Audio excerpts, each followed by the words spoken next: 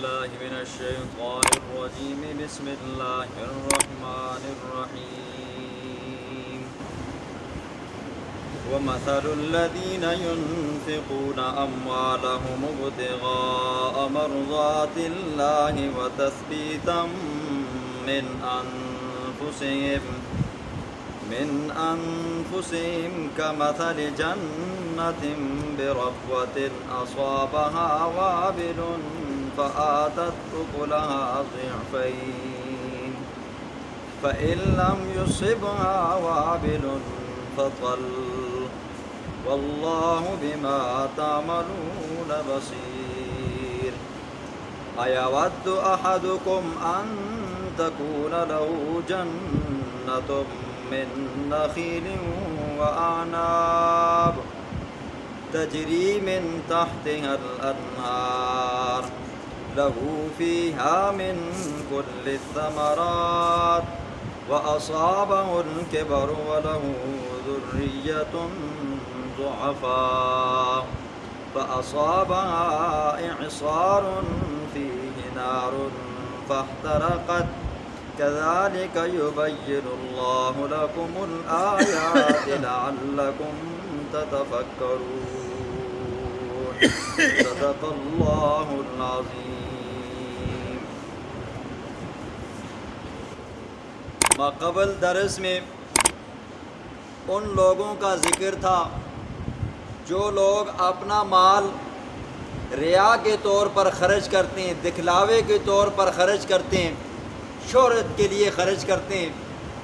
آج اللہ رب العزت ان لوگوں کا ذکر فرمائیں گے جو اللہ کی رضا کی خاطر اپنا مال خرچ کرتے ہیں.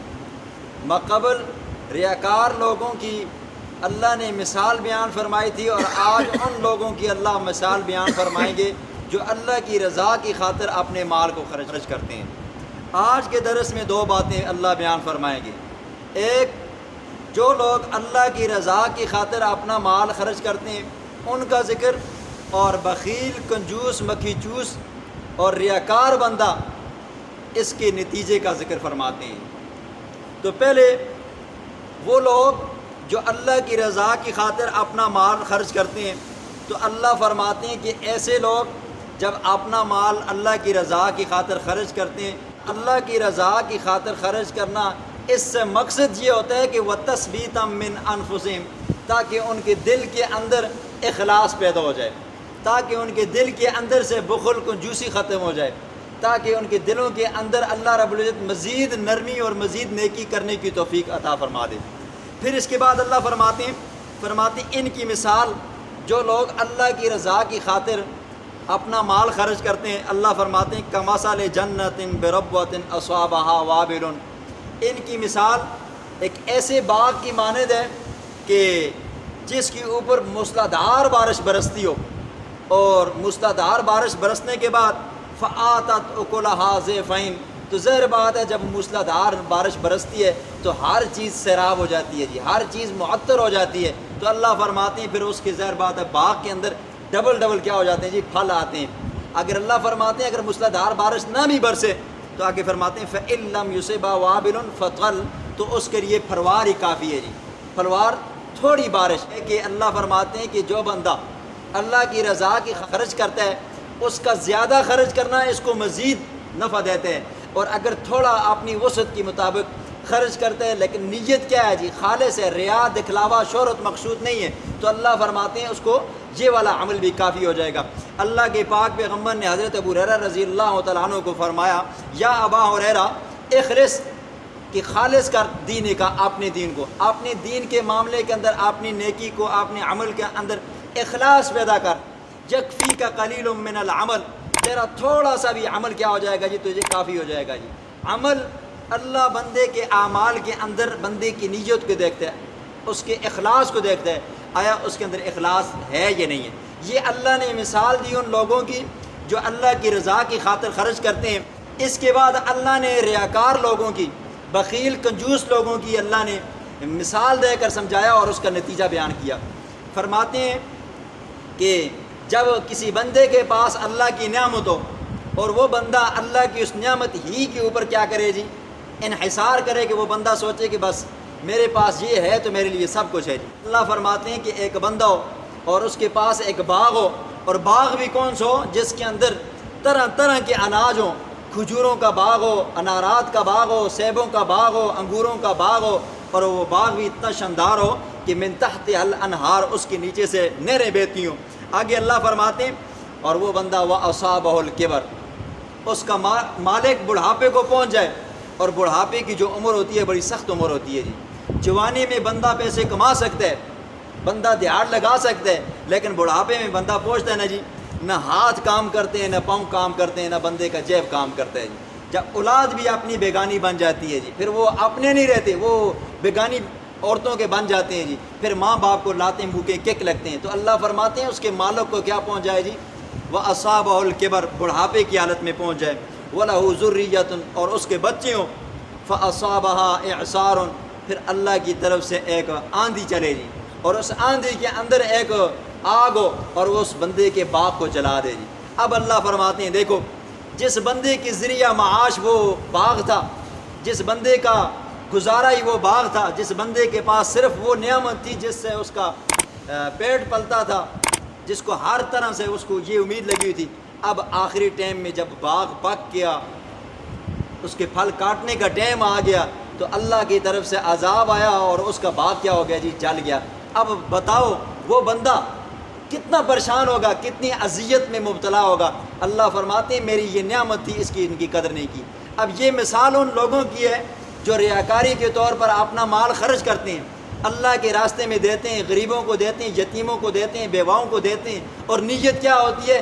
تاکہ میرے اس پر احسان چڑھ جائیں جی، یا دینے کے بعد احسان جتلاتا ہے، یا یہ ہے کہ دے کر اس کو پھر اپنے کام اپنی بگاریں نکالتا ہے، یا یہ ہے کہ دکھلاوے کے طور پر دیتا ہے۔ تو اللہ فرماتے ہیں جو بندہ دنیا کے اندر اپنا مال ان نیتوں سے خرچ کرے گا تو دن قیامت کے اس کا حال اس باغ والے کی طرح ہوگا جس کے پاس آخری وقت میں پھر کچھ نہیں ہوتا جی۔ یہ مثالیں اللہ نے بیان فرمائی۔ آگے اللہ فرماتے ہیں کیوں بیان کرتا ہوں؟ كَذَلِكَ يُبَيِّنُ اللَّهُ لَكُمُ الْآيَاتِ لَعَلَّكُمْ تَتَفَكَّرُونَ، تاکہ تم غور و فکر کرو۔ اللہ کے راستے میں مال خرچ کرنا ہے تو اس کے ساتھ جو شرائط بیان کی ہیں وہ شرائط کی ملحوظ خاطر رکھنی ہے جی۔ شرائط کیا ہے جی؟ بندہ ایمان کی حالت میں ہو، بندہ اخلاص کی حالت میں اپنا مال خرچ کرے، حلال مال سے خرچ کرے، اور جو چیز آپ خرچ کرو یا جو عمل کرو اس کے اوپر سنت کی مہر لگی ہو، شریعت کی مہر لگی ہو، نہ کہ شریعت سے ہٹ کر وہ کام ہو۔ پھر جو 3 شرائط بیان کی، اپنے اعمال کے ثواب کو آپ نے کیا کرنا ہے جی؟ محفوظ کرنا ہے۔ وہ کیسے محفوظ کرنا ہے؟ کسی کو احسان نہیں جتلانا کہ بھائی میں نے تجھے تیرے اوپر یہ احسان کیے تھے اور آج میرے سامنے تو باتیں کرتا ہے۔ اور دوسری بات، دینے کے بعد اس بندے کو گننا نہیں ہے۔ اور تیسری بات یہ ہے کہ ریاکاری دکھلاوا مقصود نہ ہو، بس اللہ نے دیا تھا، اللہ کو ہم نے قرضہ حسنہ کے طور پر دے دیا، یہ اللہ اس کا اجر دے گا۔ بسم اللہ الرحمن الرحیم۔ وَمَثَلُ الَّذِينَ، مثال ان لوگوں کی، يُنْفِقُونَ أَمْوَالَهُمْ، جو اپنے مالوں کو خرچ کرتے ہیں، ابتغاء مرضات اللہ، اللہ کی رضا کی خاطر، اللہ کی خوشنودی کی خاطر، وَتَثْبِيتًا مِّنْ أَنفُسِهِمْ، اور اپنے نفسوں کو خالص کرنے کی خاطر، اپنے نفسوں کو صاف کرنے کی خاطر، اپنی اصلاح کی خاطر، كَمَثَلِ جَنَّةٍ، ان کی مثال اس باغ کی طرح، بِرَبْوَةٍ أَصَابَهَا وَابِلٌ، جس کی اوپر موسلادھار بارش پہنچتی ہے، فَآتَتْ أُكُلَهَا ضِعْفَيْنِ، اس باغ کے اندر دگنا فصل ہوتا ہے، دگنا آتے ہیں، فَإِن لَّمْ يُصِبْهَا، بس اگر موسلادھار بارش نہ بھی ہو، وَابِلٌ فَطَرٌ، ہلکی پھلکی بارش ہو، تب بھی اس کا کام چل جاتا ہے۔ وَاللَّهُ بِمَا تَعْمَلُونَ بَصِيرٌ، اور اللہ رب العزت ہر اس کام کو دیکھتے ہیں جو تم کرتے ہو۔ اَيَوَدُّ أَحَدُكُمْ، کیا تم میں سے کوئی بندہ اس بات کو پسند کرتا ہے یا چاہتا ہے؟ یہ ان لوگوں کی مثال ہے جو اخلاص کی خاطر اپنا مال اللہ کی رضا کی خاطر خرچ نہیں کرتے۔ أَن تَكُونَ لَهُ، کہ ہو اس بندے کے لیے، جنتن، ایک باغ، من نخیل، کھجوروں کا، وَأَعْنَابٍ، انگوروں کا، تجری من تحتها الانہار، جس کے نیچے بہتی ہوں نہریں، لہو فیہا من کل ثمرات، اس باغ کے اندر ہر طرح کا پھل ہو، ہر قسم کا پھل ہو، وَأَصَابَهُ الْكِبَرُ، اس کا مالک بڑھاپے کی حالت کو پہنچ جائے، وَلَهُ ذُرِّيَّةٌ، اور اس مالک کی آگے اولاد بھی ہو، ضعفاء، چھوٹی یا کمزور ہو، فَأَصْعَابَهَا، پس پہنچے اس کو إِعْصَارٌ، آندھی، فِي نَارٌ، اس آندھی کے اندر آگ ہو، فَاحْتَرَقَتْ، اس کے باغ کو جلا ڈالے، تو بتاؤ اس بندے کی حالت کیا ہوگی؟ كَذَلِكَ يُبَيِّنُ اللَّهُ لَكُمُ الْآيَاتِ، اسی طرح اللہ بیان کرتا ہے تمہارے لیے اپنی آیات کو، لَعَلَّكُمْ تَتَفَكَّرُونَ، تاکہ تم غور